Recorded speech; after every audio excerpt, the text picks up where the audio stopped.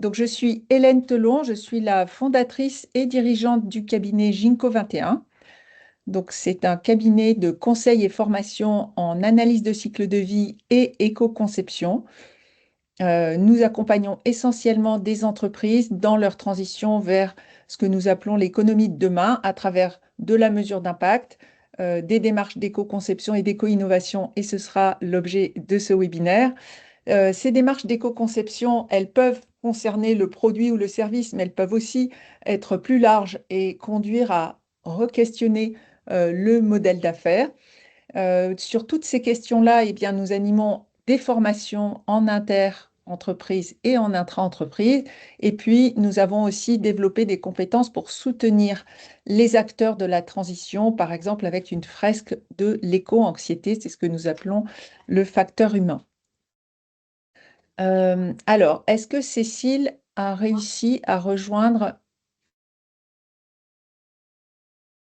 notre plateforme ou au moins en tant que participante?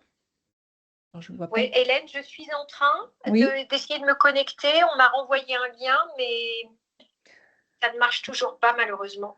peut-être fallait-il être inscrit. Alors, je viens de le faire à nouveau. Ok. Ah, est-ce que vous entendez Cécile? Parce que peut-être tu pourrais faire la présentation de l'entreprise Rector.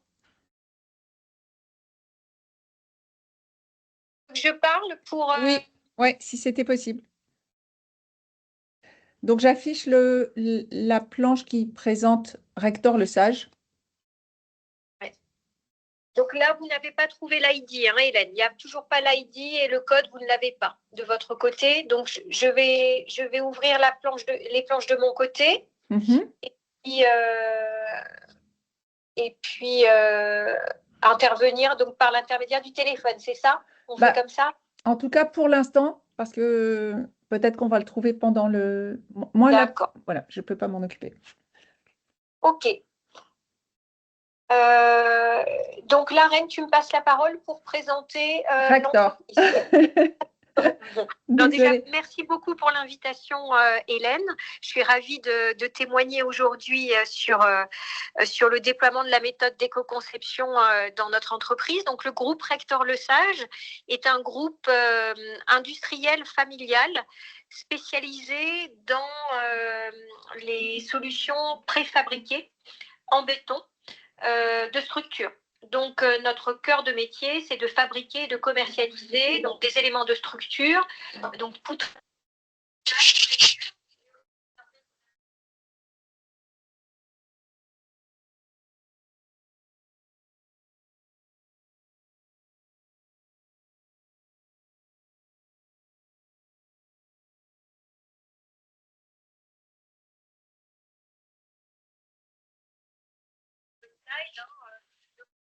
C'est un groupe à l'origine français, donc, mais qui a quelques antennes, désormais quelques sites de production en Europe, en Pologne et en Belgique. Donc, c'est 21 sites de production, dont 16 en France. C'est un peu plus de 1000 collaborateurs à l'échelle de l'Europe, dont 850 en France. Et vous voyez qu'en termes de volume de solutions, hein, on commercialise 2 millions de mètres carrés de prédales, 500 000 mètres carrés de prémurs, et puis on a grosso modo 6 000 kilomètres de poutrelles. Alors, les marchés qu'on adresse sont essentiellement le marché du logement, donc maison individuelle, mais aussi logement collectif, plutôt petit logement collectif. Et avec la nouvelle activité de la charpente, on se diversifie pour adresser aussi le marché des bâtiments industriels et surtout bâtiments logistiques. Voilà pour la présentation de Rector. Ok, merci beaucoup Cécile. Donc, on peut dire que c'est une entreprise de taille intermédiaire du secteur du bâtiment, vous l'avez compris. Un petit point logistique. Vous pourrez poser des questions dans la conversation au fur et à mesure du webinaire, et puis elles seront traitées à la fin, ou alors si ce sont des questions de compréhension, j'ai une collègue qui peut les traiter au fur et à mesure. Nous enverrons le support en PDF à toutes les personnes qui se sont inscrites. Il y aura un replay qui sera disponible sur YouTube. Et pour avoir un peu d'interactivité dans le webinaire, nous avons ces sondages avec le QR code que vous pouvez d'ores et déjà scanner. Et le premier petit sondage que je vous propose, c'est de connaître quel est votre secteur. Alors, est-ce que ça s'affiche correctement?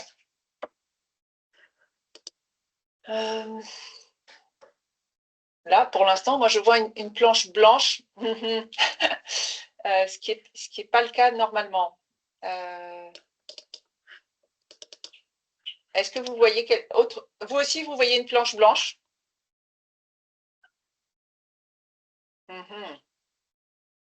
Oui, malheureusement. Bon, alors, eh ben, on n'a pas beaucoup de chance avec la technique parce que j'ai testé ce matin avec l'équipe et ça fonctionnait parfaitement.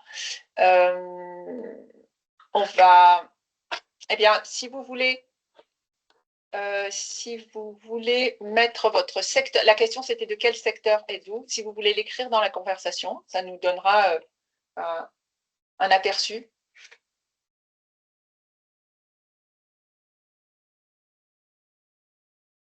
Pour l'instant, j'essaie de quitter ça.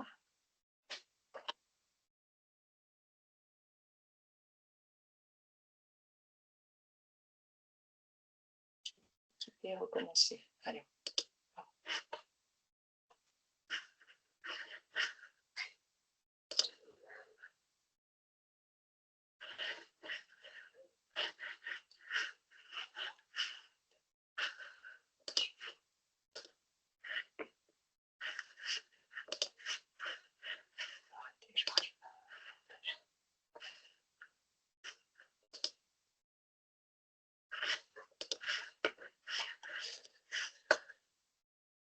Ok, je ne vois pas du tout de réponse dans la conversation. Si, ça y est, voilà.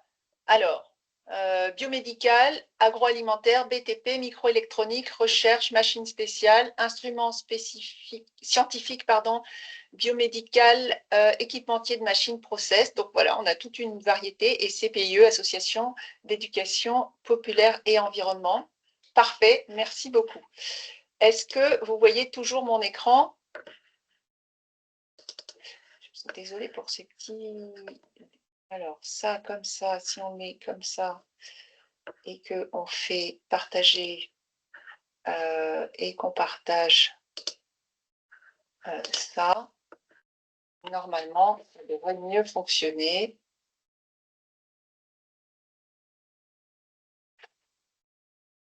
Voilà, merci, ça y est, on y arrive. Donc, le deuxième sondage, c'était « Qu'est-ce que l'éco-conception selon vous ?»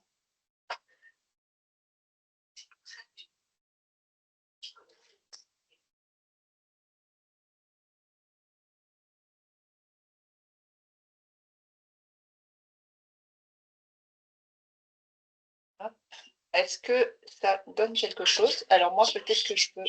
Moi, je ne vois pas les réponses. Nobody has responded yet. OK. Est-ce que vous vous connectez?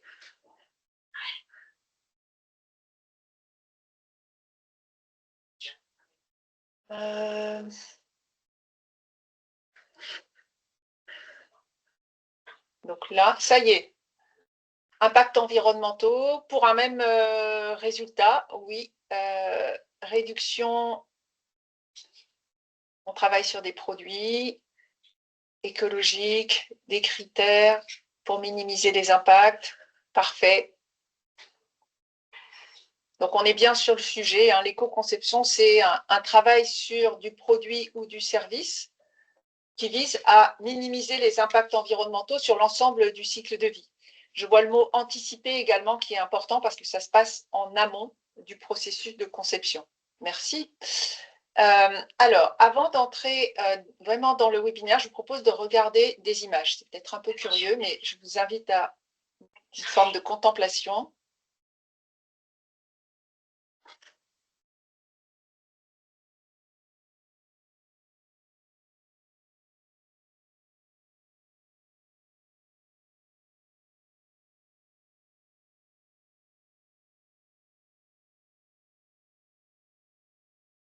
Alors, pourquoi ces images? Eh bien, parce que tout ce que nous faisons dans notre activité professionnelle et ce que nous allons faire aussi dans ce webinaire, eh bien, c'est pour ça. C'est pour tenter de préserver ou de cesser de trop agresser ce merveilleux jardin qui nous a été donné en partage. Donc, le plan de notre webinaire est assez simple. On va travailler d'abord sur les définitions de l'éco-conception, puis ensuite voir comment ça a été implémenté chez Rector Le Sage. Ensuite, nous aurons un aperçu des premiers résultats et puis nous en arriverons à tirer des facteurs clés de succès. Un autre sondage, est-ce que vous avez déjà pratiqué l'éco-conception?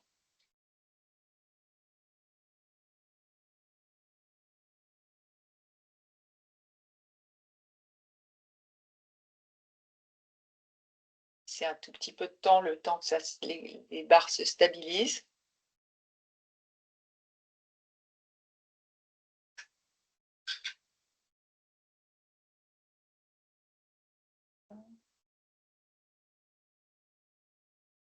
Bon, donc on a des novices et des personnes expertes, on va dire ça comme ça.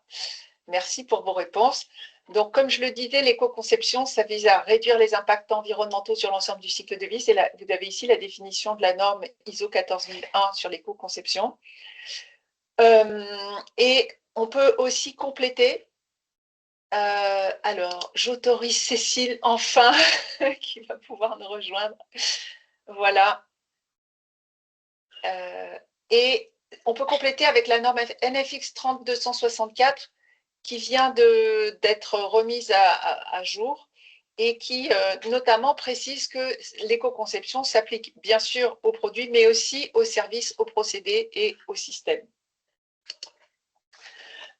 Quand nous déroulons une démarche d'éco-conception chez Ginkgo 21, eh évidemment, nous cherchons à ce que le produit et service éco-conçu soit plus responsable, au sens de plus respectueux de l'environnement et plus respectueux des personnes. Mais ça ne suffit pas. Si on fait un produit qui est vert, disons, mais qui ne satisfait pas le client, eh bien, il va rester dans les linéaires et on aura gaspillé des ressources pour rien. Donc, c'est important de maintenir évidemment le service rendu, voire d'aller chercher une valeur perçue additionnelle. Et tout ça en maîtrisant les coûts. Donc, ça peut paraître difficile de viser ces trois objectifs simultanément, mais c'est tout l'intérêt de la démarche d'éco-conception et d'éco-innovation. Et l'expérience montre que c'est possible de le faire, à condition d'aborder dans un esprit d'innovation, c'est-à-dire dans un esprit d'ouverture.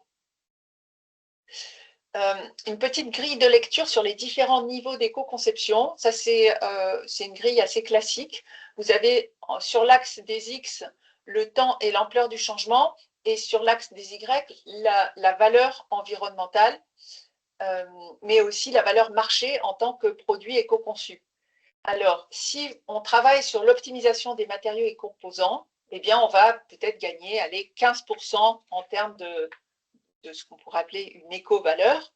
Si on va aller plus loin, eh bien, il faut travailler l'architecture du produit ou alors travailler avec de nouveaux usages ou des sauts technologiques. Et puis là, on va atteindre peut-être un facteur 2, on va pouvoir diviser par 2 les impacts, parfois 2, 3. Et si on va aller encore plus loin, eh bien, il va falloir changer de modèle d'affaires et passer dans ce qu'on appelle l'économie de la fonctionnalité et de la coopération. Alors, pour que ce soit moins abstrait, je vous propose de regarder, de donner des exemples. Sur le premier volet, donc on est vraiment dans l'optimisation. Ici, j'ai pris des pièces automobiles composites qui étaient auparavant renforcées avec des fibres de verre et qui aujourd'hui sont renforcées avec des fibres de chanvre ou de lin. Donc là, il n'y a pas de changement d'architecture du produit, c'est un changement qui est relativement indolore pour l'entreprise. Je ne dis pas que ça se fait, que c'est facile, mais on est plutôt dans le champ de l'optimisation. Ensuite, on rentre dans le champ de l'innovation. Ici, par exemple, on a une architecture de produit qui est différente. Une tente, d'habitude, vous avez des arceaux métalliques. Ici, les arceaux métalliques ont été remplacés par des boudins d'air. Donc là, il y a eu véritablement une innovation avec évidemment un gain environnemental, puisqu'on n'a plus le métal qui représentait une part importante de l'impact sur l'environnement. Si on va aller plus loin en innovant par exemple sur les usages et la technologie, ici c'est un peu à la frontière des deux. C'est une bouilloire. En fait, une bouilloire, l'impact majeur, c'est le gaspillage d'énergie lié au fait que vous chauffez de l'eau dont que vous n'allez pas consommer.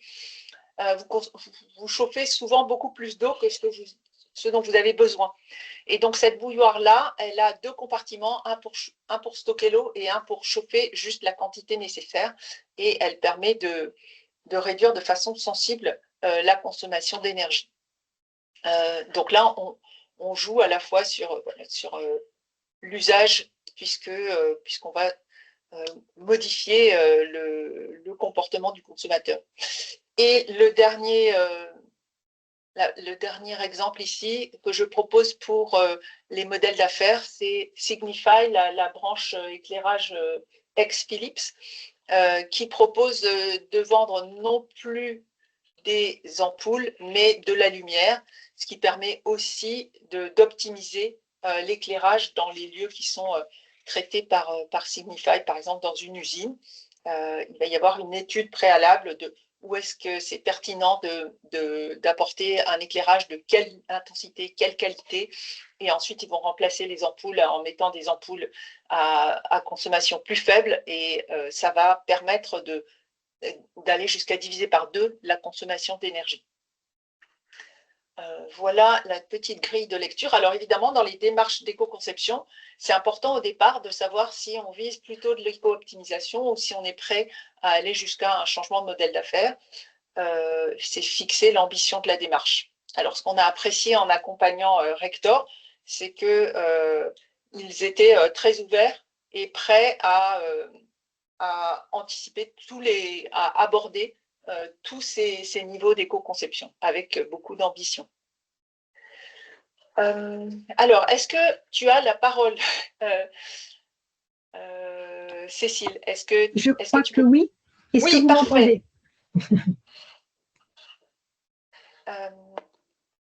Donc, est-ce que tu peux nous préciser le contexte de la démarche d'intégration systématique de l'éco-conception chez Rector?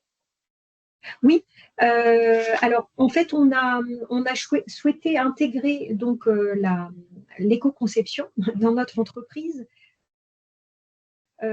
pour deux raisons. En fait, il y a eu une concordance de deux ambitions. Donc dans notre groupe, donc comme je le disais en introduction, c'est un groupe certes familial, mais qui a des ambitions fortes à la fois en termes d'innovation, mais aussi en termes de pérennité. La pérennité est une valeur vraiment forte de l'entreprise. Et donc, il y a 3 ans, à l'initiative des actionnaires, la 5e génération d'actionnaires, qui sont la famille, on a souhaité inscrire la durabilité au cœur de la stratégie et vraiment structurer une démarche de durabilité, donc une démarche RSE, pour accélérer la transformation durable de l'entreprise.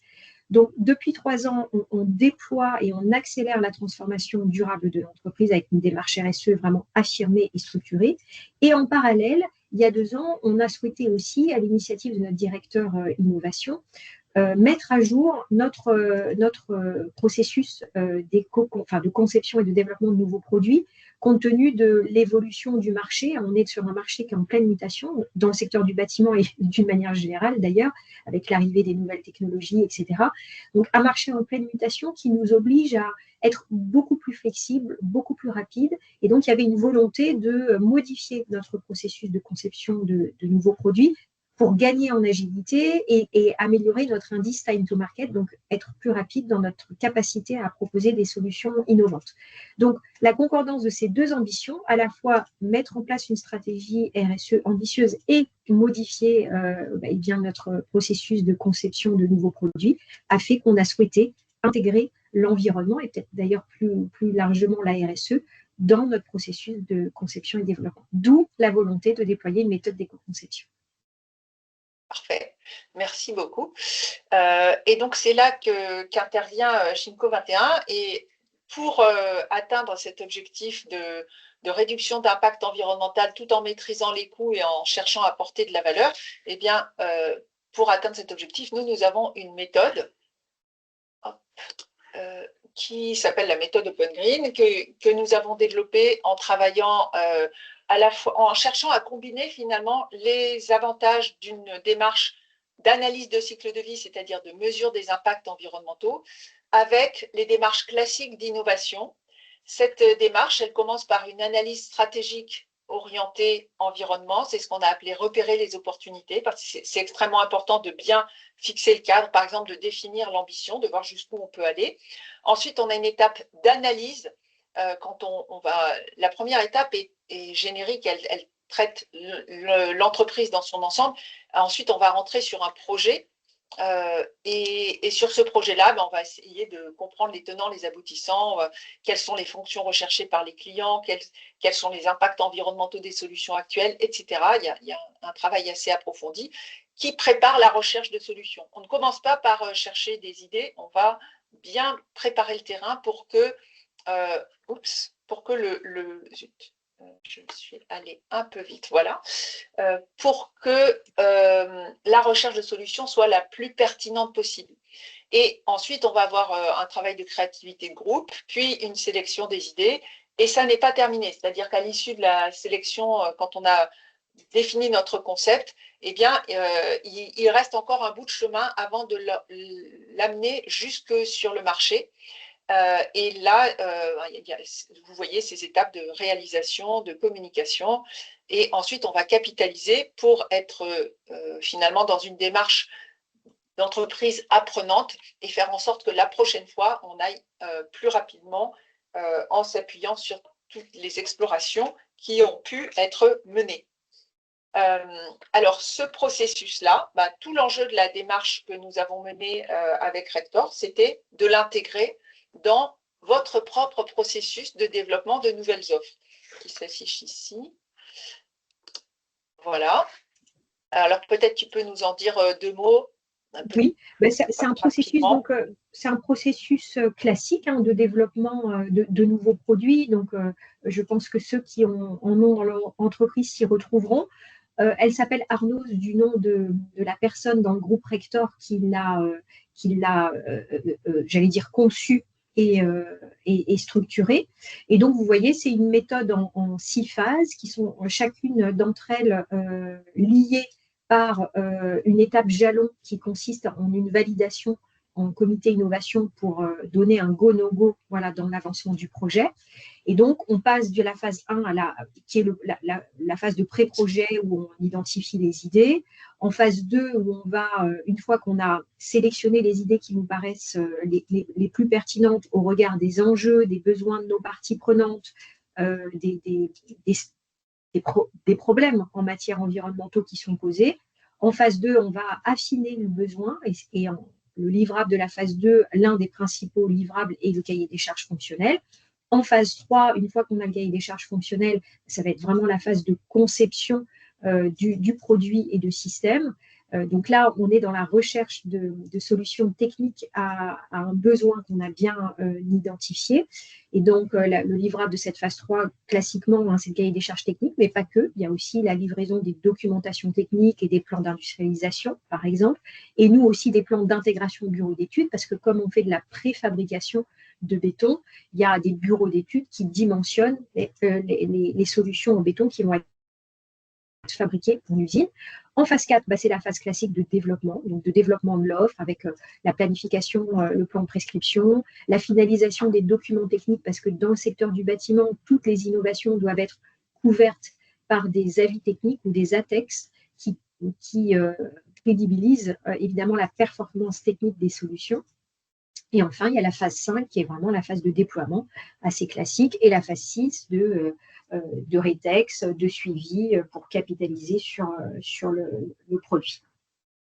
Alors, on avait un petit sondage, mais je vais le sauter parce que pour vous demander si vous aviez, vous, dans votre entreprise, un processus de conception, mais comme on a pris un peu de retard avec les problèmes techniques, on va en faire l'économie. Et je passe tout de suite à cette planche donc, qui montre que le déploiement de la démarche d'éco-conception, ça passe par le fait d'intégrer ce processus que j'ai appelé Open Green tout à l'heure, d'éco-innovation, dans un processus de développement de nouveaux produits ou de nouvelles offres qui existent déjà dans l'entreprise. Et à terme, la démarche Open Green doit complètement se fondre dans le processus et on ne doit plus la repérer comme quelque chose d'indépendant ou d'autonome. Ça va être finement tissé est complètement digéré, on va dire ça, par le processus de développement de nouveaux produits. Alors, c'est ce qu'on va voir avec l'exemple chez Rector. Donc, peut-être comment est-ce que vous avez procédé pour cette intégration, justement? Oui. Oui, effectivement. Donc, avant d'intégrer la méthode, d'ailleurs, qui est, j'allais dire, Hélène, si je puis me permettre, mais corrige-moi si je me trompe, mais c'est d'ailleurs plus des outils qu'une méthode, parce que justement, sa grande force, c'est, comme tu dis, d'être intégré, d'être digéré. Donc, c'est vraiment des outils qu'on va tester et pouvoir intégrer dans notre méthode existante. Et donc, pour pouvoir bien le faire, la façon avec laquelle on a procédé est la suivante. C'est tout d'abord, on a passé un moment, comme le disait Hélène en introduction, pour discuter avec le comité de direction de l'ambition qu'on se donnait par rapport à notre volonté d'éco-concevoir. Donc, c'est cette phase d'orientation stratégique, donc où on a travaillé sur 2 sujets, l'ambition qu'on se donne, quel niveau d'innovation on souhaite atteindre. Hélène vous a présenté les 4 niveaux. Donc, nous, au niveau du comité de direction et par rapport à l'histoire de l'entreprise et son audace, on s'est fermé aucune porte sur le niveau. Premier élément de discussion dans cette orientation stratégique. Et deuxième élément de discussion, c'est aussi les sujets environnementaux et sur lesquels on souhaite travailler, quelles sont nos priorités environnementales au regard de nos obligations réglementaires, des attentes de nos parties prenantes, de notre propre stratégie RSE, parce qu'on a une stratégie RSE qui est bien structurée, avec une forte ambition en matière de décarbonation, mais pas que. On travaille aussi sur la pression sur la ressource naturelle, et c'est lié à notre activité, hein, on travaille dans le béton. Donc là aussi, on a fait des choix, on s'est dit, OK, on priorise nos ambitions sur quelques critères, mais pas sur tous les critères environnementaux. Donc ça, c'était la phase d'orientation stratégique. Et puis après, pour identifier finalement les outils de cette boîte à outils qui allaient le plus facilement être digérés et intégrés dans notre démarche, on a fait le choix de faire des cas pilotes. Donc, on a procédé à l'identification de 2 projets avec 2 niveaux de maturité différentes. Maturité en fonction donc du processus Arnos initial que nous avions dans notre entreprise. Et puis, on a testé différents outils. Donc, on a fait une présélection d'outils qu'on souhaitait intégrer à différentes étapes de notre processus de conception de produits qu'on a testé sur des cas pilotes avec un petit groupe projet resserré. Et à l'issue de ces cas pilotes, eh bien, on a définitivement retenu quelques outils qui nous paraissaient les plus adaptés à notre mindset, j'allais dire, parce qu'on a chacun des entreprises, on a des façons de travailler, et donc voilà, on a retenu ceux qui nous paraissaient les plus pertinents. Et enfin, le dernier point aussi qui a été le fruit, enfin un des fruits de ces, parce qu'il y a eu beaucoup d'enseignements sur ces cas pilotes, bon, je vous en parlerai juste après, mais un de ces enseignements, ça a été aussi de se dire, il faut absolument qu'au-delà des outils qu'on fournit à nos collaborateurs qui participent à ce processus de conception de nouveaux produits, il faut absolument qu'on les aide, qu'on les guide dans les objectifs, évidemment, dans les ambitions de réduction d'impact environnementaux. Donc, la définition des cibles est très importante. Donc, voilà comment on a procédé. Merci beaucoup. Alors, c'est pareil, comme on est très en retard, donc on va peut-être commenter très rapidement, peut-être je vais le faire là, on oui. Reviendra ensuite. Donc Cécile disait que les outils d'Open Green ont été intégrés à certaines étapes. Donc on voit ici par exemple en phase 1, vous reconnaissez la boussole et puis les petits pictogrammes ici. Donc on ne va pas rentrer dans le détail, je pense que c'est plus important d'aller sur les résultats et les facteurs clés de succès. Donc on voit qu'il y a des outils qui ont été intégrés beaucoup en phase 1 parce que comme je vous disais, l'éco-conception, ça se passe surtout en amont des processus, mais aussi en phase 2, en phase 3, 4. Donc, vous voyez l'intégration progressive des outils. Et voilà, moi, ce qui m'intéresse, enfin, ce qui me semble intéresser aussi l'audience, c'est où est-ce que vous en êtes aujourd'hui?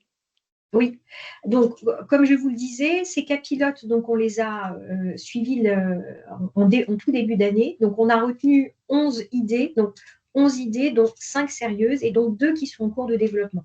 On avait 2 cas pilotes avec des niveaux de maturité différents, dont un vraiment qui est une innovation, pas de rupture, mais plutôt en deuxième, entre le 2 et le 3e niveau d'innovation dont vous parlez, Hélène, tout à l'heure.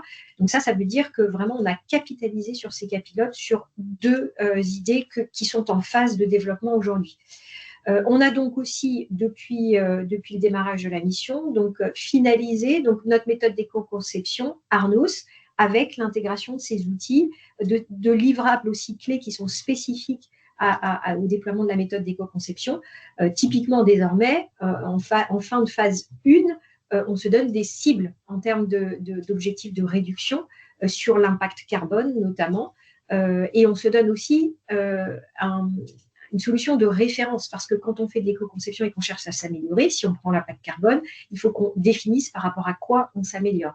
Donc typiquement, dans notre méthode éco-conception Arnos finalisée, non seulement on a des outils qu'on intègre, mais on s'est fixé quelques livrables un petit peu différents et complémentaires pour pouvoir aussi bien piloter la performance environnementale qu'on souhaite bien gérer. Donc voilà. Donc les objectifs d'éco-conception et les cibles environnementales sont définis, c'est-à-dire qu'on a aussi réfléchi à cette méthode d'éco-conception, est-ce qu'on la déploie sur tous nos projets, sachant qu'on a aussi des projets de re-engineering, ou est-ce qu'on la déploie sur des projets d'innovation. Donc nous, on a fait le choix de se dire que en termes d'objectifs d'éco-conception, 100% des projets d'innovation et pas forcément de re-engineering déploient la méthode, et on a bien défini nos cibles environnementales. On a formé aussi donc, une vingtaine de collaborateurs qui sont les collaborateurs clés en marketing, R&D et achat qui participent le plus souvent et le plus généralement à nos projets de conception et d'innovation. Et enfin, on est en train de finaliser un outil d'ACV simplifié qui puisse être utilisable par des non-experts. Là, un petit point là-dessus, à moins qu'on en parle après, Hélène, peut-être sur les outils d'ACV, mais on en parle après, les outils d'ACV. Okay. Je le dis maintenant. Vas-y, parce qu'on va accélérer la suite. Outils d'ACV, juste pour vous dire que nous, par exemple, dans le secteur du bâtiment, on a des obligations en termes de fourniture de fiches de déclaration environnementale et sanitaire pour les produits pour lesquels on revendique une réduction environnementale et notamment carbone. Une fiche de déclaration environnementale et sanitaire, c'est un résultat d'ACV qui est standardisé, qui est revu par tierce partie. Mais ça, c'est réalisé avec des outils détaillés que seuls les experts d'ACV peuvent réaliser. Donc ça, on l'a déjà. Donc nous, ce dont on avait besoin, c'est des outils d'ACV simplifiés que les non-experts, un chef de projet marketing, puisse utiliser plus tôt dans sa réflexion, ou même un chef de projet R&D, pour qu'ils puissent d'ores et déjà plus tôt anticiper un petit peu les tendances de réduction environnementale. Donc, on est en train de finaliser un petit outil d'ACV simplifié pour mener à bien cette anticipation de la performance environnementale plus tôt dans le projet. Voilà où on en est aujourd'hui. Alors, j'aurais aimé évidemment pouvoir vous donner des exemples de solutions éco-conçues qui sortent de ce processus modifié. Malheureusement, c'est encore jeune et donc, bien qu'on ait deux projets en cours de développement, je ne peux pas, pour des raisons de confidentialité, vous en parler. Néanmoins, ce qu'on a convenu avec Hélène, c'est qu'on illustre à travers une solution qu'on vient de mettre sur le marché, qui est une solution innovante, qui n'est pas sortie véritablement du processus, mais qui, malgré tout, a utilisé un petit peu sans le savoir, on fait de l'éco-conception sans le savoir, certains des outils que nous avons découverts et décidé d'implémenter dans la démarche. Et donc, on voulait illustrer la pertinence de ces outils à travers cet exemple de chez Rector malgré tout. C'est la DAN Woodlight qui permet d'illustrer l'approche sur système et un principe TRIS dit de qualité locale. Alors, je vais aller très, très vite pour présenter ça. Alors, celui-là, je passe. Voilà, l'approche sur système, elle consiste simplement à ouvrir le champ plutôt que de regarder simplement le produit sur lequel on est censé réduire l'impact environnemental, se demander dans quel sursystème il est inclus, voire dans quel sursystème. Et peut-être qu'à ce stade-là, on arrivera à trouver des solutions qui seront plus pertinentes parce qu'elles représenteront un levier de réduction plus important. Donc ça, c'est cette exploration-là, on va voir qu'elle se traduit, elle est tout à fait claire dans le projet Woodlight. Et puis, l'autre principe ici, c'est le principe de qualité locale. Alors, TRIS est une méthode de résolution de problèmes inventifs, c'est une méthode d'innovation qui a été développée au milieu du XXe siècle en ex-URSS et qui, il se trouve, a des bonnes affinités avec l'éco-conception, voire de très bonnes affinités. Nous en parlons dans le précédent webinaire que vous pouvez consulter sur YouTube, visionner sur YouTube. Et là, je vais juste montrer la qualité locale. Ça consiste à mettre la fonction ou la performance seulement là où elle est nécessaire. Par exemple, ici, pour un emballage d'ampoule, on a besoin de protéger l'ampoule parce que c'est du verre et c'est fragile, mais pas le culot. Parce que là, au contraire, on préfère le montrer, comme ça, c'est clair pour le client pour choisir rapidement en linéaire. Donc voilà, très très rapidement, ça consiste à mettre de l'hétérogénéité là où on a de l'homogénéité. On s'attendrait à avoir un emballage uni homogène, eh bien non, il y a un endroit où le produit va sortir.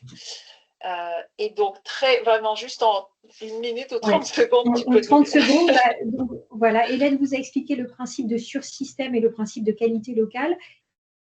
C'est exactement en fait ce qui a été déployé par bon sens dans le développement de la solution Woodlight qui est sur le marché. Nous, ce qu'on cherche à faire, nous, ce que l'on vend traditionnellement, donc c'est à gauche du slide, donc c'est la prédale standard que vous avez donc à gauche du slide. Et nous, ce que l'on vend, c'est la partie basse. Hein, donc la partie basse, c'est-à-dire ce que vous montre Hélène là, avec les armatures en acier.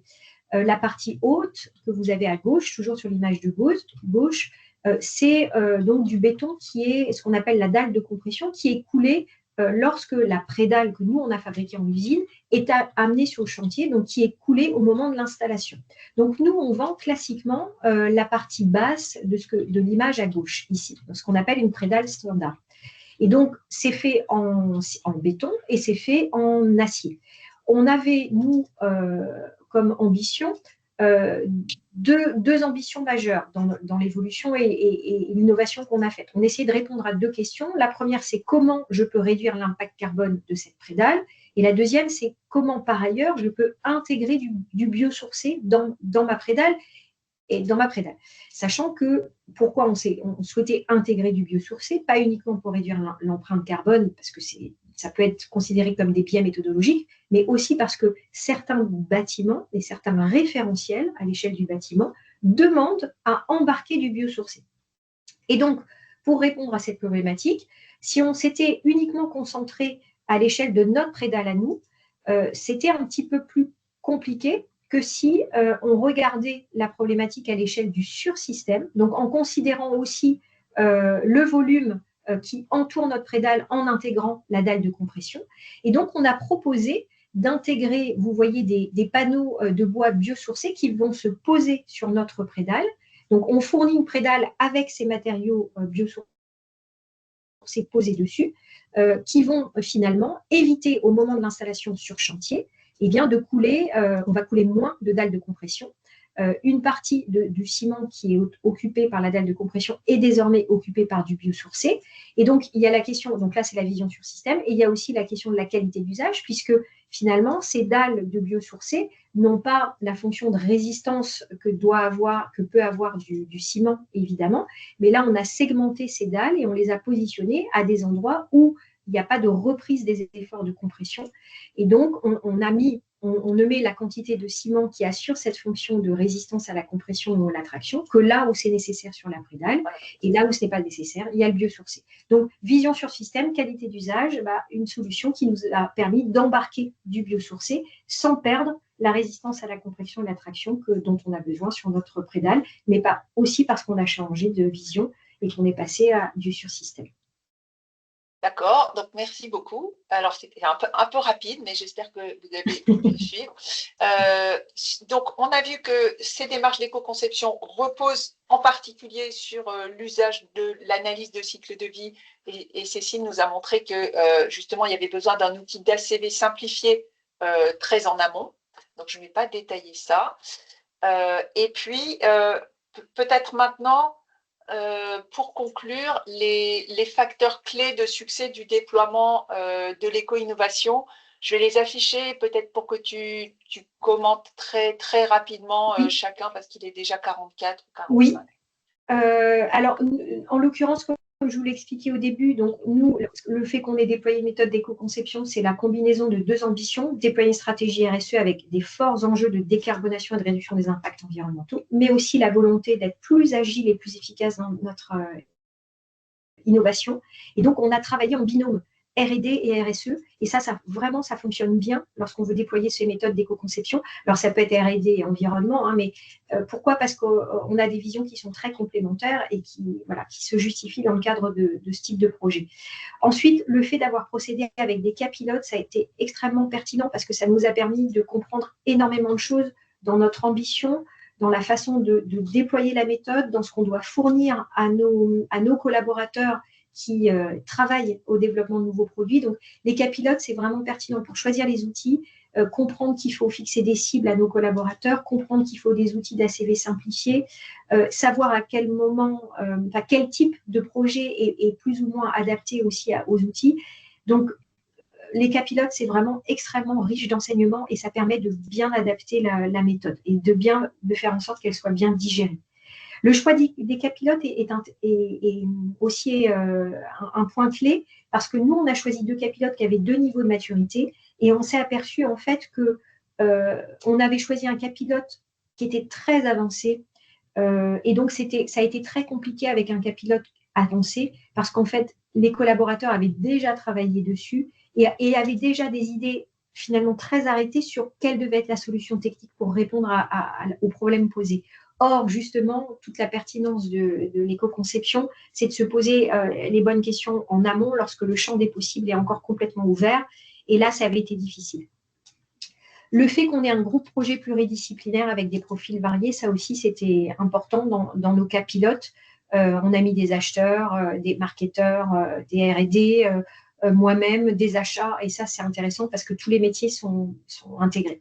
Et enfin, définir en amont les objectifs d'éco-conception pour pouvoir arbitrer, ça, c'est fondamental parce que très vite, on s'aperçoit que si on ne fixe pas des objectifs clairs et des ambitions claires, eh ben, les marketeurs ou ceux qui font de la R&D vont vite nous poser la question, mais je dois privilégier quoi? Plutôt réduire mon impact carbone ou réduire mon impact en eau, ma question des déchets, et je le réduis de combien? Parce que moi, pour la RE 2020, mon obligation, c'est tel niveau, mais toi, Cécile, à l'échelle de ta stratégie de décarbonation d'entreprise, ce n'est pas le même niveau. Donc, les aider à fixer les ambitions et les priorités, c'est très important.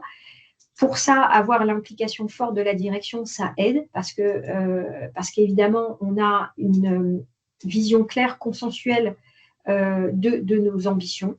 Et enfin, un autre point clé, c'est une fois que tout ça est mis en place, c'est comment on va gouverner et animer le déploiement opérationnel de cette méthode d'éco-conception. Là, on est en plein dedans. On a fini de tout cadrer. Maintenant, on déploie et on s'aperçoit que le déploiement dans des projets nécessite quand même un accompagnement, une animation, parce que nos collaborateurs seuls, même s'ils ont été formés, retombent vite dans leurs habitudes. Et donc, il faut quand même mettre en place des outils d'animation et un pilotage pour s'assurer que ça se déploie et que ça ne se perde pas. Merci beaucoup. Alors, je suis désolée pour le respect du temps. On a eu ce problème technique au départ, donc on est un petit peu en retard. Et normalement, c'est le temps des questions. Je vois qu'il y avait PDNP, c'est le processus de développement de nouveaux produits. C'est écrit, voilà, merci Gentiane.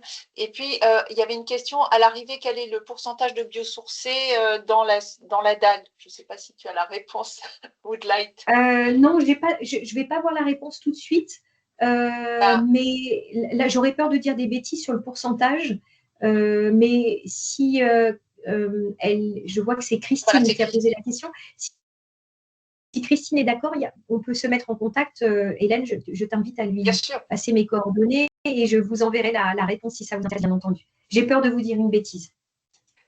Alors, ce que je vous propose, c'est, je vais faire la conclusion du webinaire et s'il y a des personnes qui veulent rester pour des questions, on les prendra après.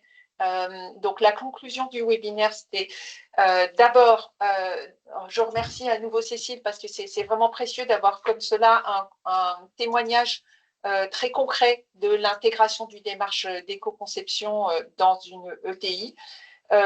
Cette démarche-là, elle s'applique aussi dans une entreprise plus petite ou dans des grands groupes. Nous l'avons déployée par exemple chez Orange. Ce qu'on peut retenir, c'est que c'est une démarche outillée qui vient s'adapter et se fondre dans le processus de développement des nouvelles offres de l'entreprise. Et tout ça est documenté dans le livre que j'ai publié il y a une dizaine d'années qui s'appelle « Le guide de l'éco-innovation ».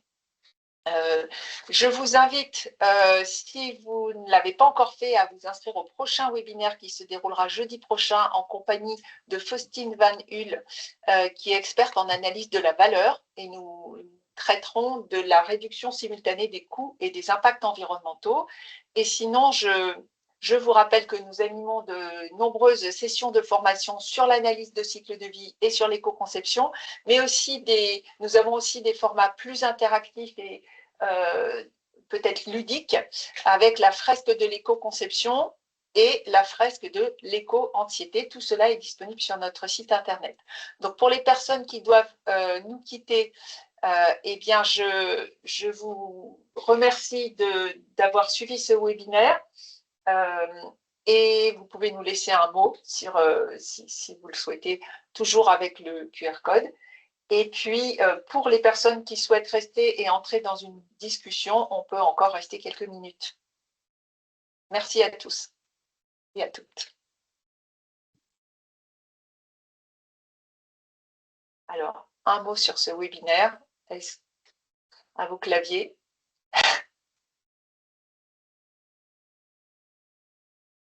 Avenir et BTP. OK. Alors, peut-être qu'on va revenir plutôt sur les questions. Est-ce qu'on aurait de nouvelles questions dans le chat? On a des merci. Nous n'avons pas vu à l'écran les schémas photos de projet à l'écran. L'ordre de grandeur fixé pour ça. Je ne sais pas, Christine. Donc, Christine, on va échanger un peu plus au-delà.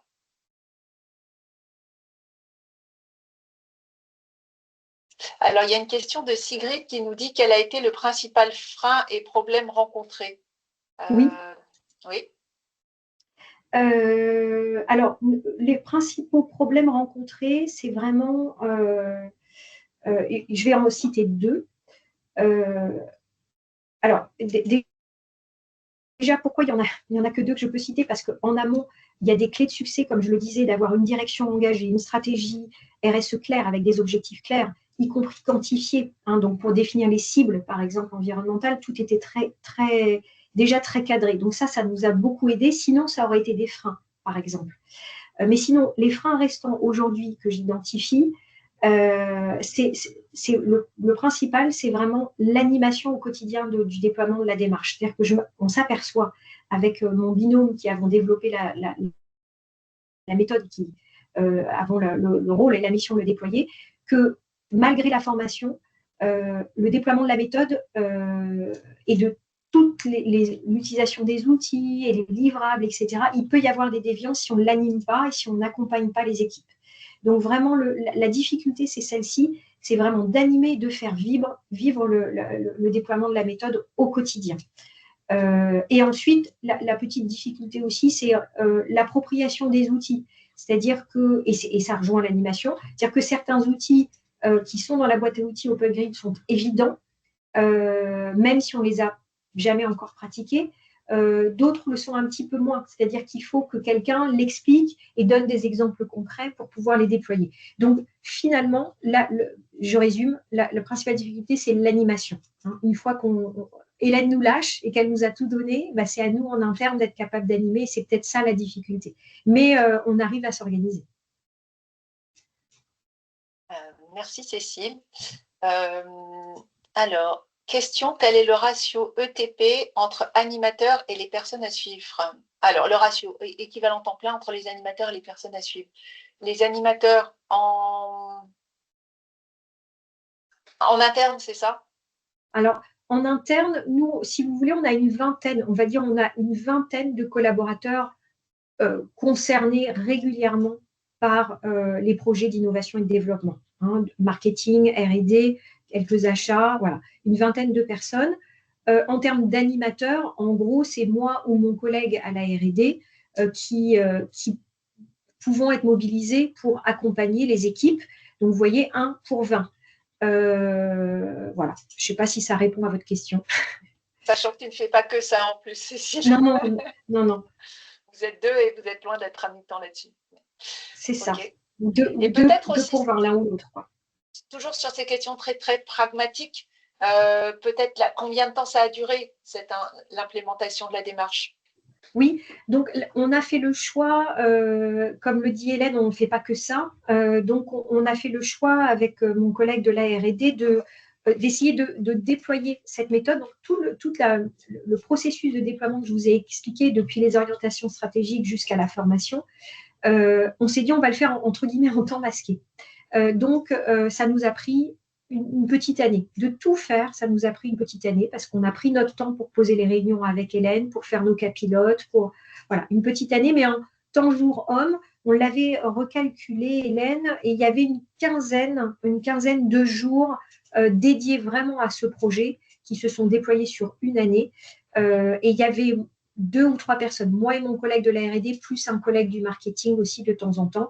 Donc, on avait budgété ça une quinzaine de jours, temps plein, pour 2 personnes réparties sur une année. Voilà, et en termes de contribution de Ginkgo 21, c'était un projet d'une quarantaine de jours. Donc, c'est quand même un projet assez significatif en budget, mais il y a aussi des aides de l'ADEME pour ce type d'approche. Oui, tout à fait. Puis des aides aussi pour la partie formation. On peut aussi des aides et pour la partie déploiement d'une méthode d'éco-conception et pour la partie formation, parce que dans le budget qu'évoque Hélène, la quarantaine de jours, il y a des jours de formation, de préparation de la formation et d'animation de la formation pour nos vingtaines de personnes. Et donc ça aussi, nous, on a pu bénéficier de subventions sur la partie formation. Très bien. Eh bien, je vois qu'il est presque 13 heures, donc il est temps de lâcher nos auditeurs. Merci beaucoup d'être restés jusque-là. Merci pour vos questions et surtout, merci à Cécile de s'être prêtée au jeu de ce témoignage. Je vous souhaite une très bonne journée à toutes et à tous. Merci à tous. Au revoir tout le monde. Merci Hélène. Au revoir.